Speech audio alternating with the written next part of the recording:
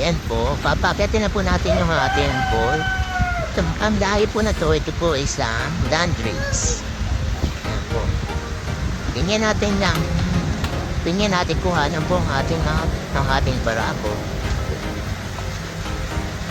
Nilinis lang po natin ang kanilang hari para pagpunta sa ating connecting bottle is malinis na po siya. Yan po. And guys, kung gusto nyo mag-upgrade ng lahi, meron tayong landrace. Sa mga nag-aanap pa dyan ng mga sumag-upgrade ng lahi ng ating mga barako, meron po kami available.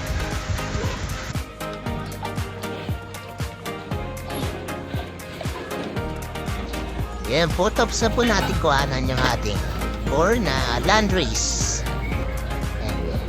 Balikin na natin sa kanyang kulungan. Yan.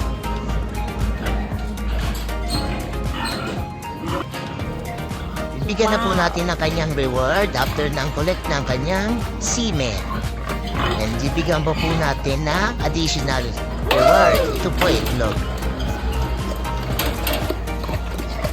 PM lang po sa mga gustong mag-order ng semen.